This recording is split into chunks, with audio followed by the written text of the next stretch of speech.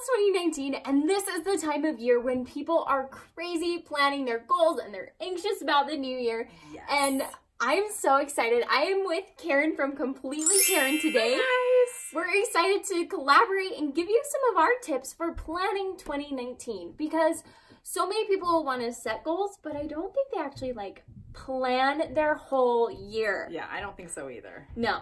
So Karin and I are going to give you some quick tips on how you can successfully plan 2019. So Karin, what is your tip for planning, your new year and your New Year's resolutions? Well, this one's pretty obvious, but really important, I think. And it is totally deciding and evaluating what it is that you really want to do in the new year. Do you want to lose 20 pounds? Do you want to find a better paying job? Do you want to go back to school? What is it that is important to you, and what direction do you want your life to go? Because this has to be something that you really want. Otherwise, you're literally not going to stick with it throughout the year. And I love that you said direction, because I think we all set goals, all of us want to lose weight, right? We all are Totally. I'm going to be a better person in 2019. Yeah. But what direction do I want my life to go in? So that's an awesome one for the general, what should your goals be about? Yeah. So I love agree. it. I love everything Karin says. So another tip that I have for you on planning this year is to plan your goals by month.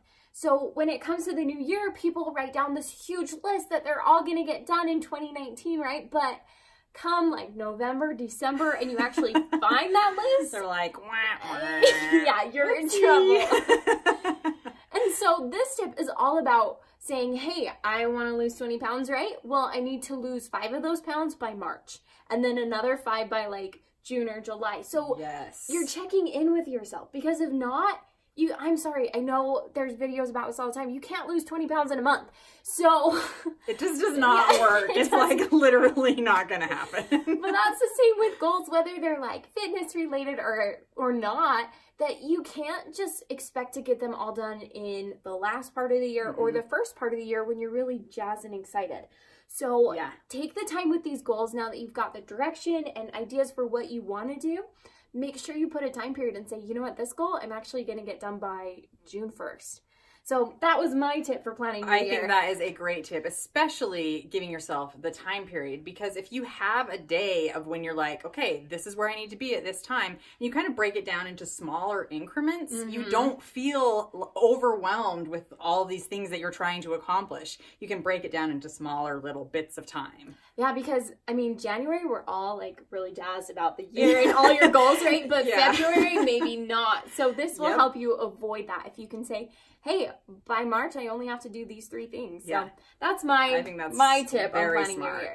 So another tip that we have for you is to actually plan out 2019 on paper or on a calendar. So smart. But something physical. I know that a lot of us, and myself included, I'll put my goals in my phone, but I actually thrive off of a piece of paper, something that's documented. Me too. What do you do on that? Every single morning, I sit down at my desk, and this is literally the first thing I do. I write down everything I want to get accomplished that day, and I put the most important things at the very top of the list. Smart woman. And I have to write them down, because I love my phone, but if it's just typed out on my phone, I literally will not do it. It has to be Do any of you guys actually look at your notes once you've written? I don't. Maybe my grocery list. Exactly. But that's literally the only one is the grocery list. So don't trust your phone on that one, on your goals. And then I just wanted to add that knowing your why is really going to push you forward, because if you know when, where, and how is perfect, and I think those are all really great things. Right, those are what you put on the calendar. Exactly. But the why of why you're doing it in the first place is going to push you through those really hard days, because we all go through times where we're why am I doing this? Why am I trying to lose this 20 pounds? Because I've been working really hard and I've only lost 4 and it's March 1st and what is happening here? If you can look ahead and say, how am I going to look in 3 more months when I lose 4 more pounds? That's almost 10 pounds. That's awesome. Yeah, so if you know your why, it's going to help push through those really hard times. And I love that. And I think that when it comes to planning your new year and New Year's resolution, these tips that Karin and I have come up with are really going to help you know your why, know the direction, and know the how. Because absolutely, we don't need help getting jazzed on New Year's Eve, like with goals, right? That comes naturally to all of us. We all kind of know what we're looking to do in the next year. Right. But maybe we don't know how or why strong enough to push us through those times when it's not fun anymore. So we really hope that these tips helped you out. And if you haven't yet, be sure to check out Karin's channel. It's called Completely Karin. Yay! And we touch on very similar subjects with slightly different audiences, right? I feel like I tend to skew a little bit younger, right? Because I can't give advice to people I haven't like been older than, right? Well, and my audience definitely is more like women my age, and so I think that's perfect. I have a daughter that is 17, and she loves your channel. I think she gets so much value out of it, and so yeah, I feel like we are kind of in the same both niche. Of us, you got it. You've got every age group covered. Yes. Well, I can't thank Karin enough for being on this channel. I hope you enjoyed it. Please hit that like button if you did. Hit that subscribe button if you haven't yet. And of course, I will see you in the next video. So, Abby J out.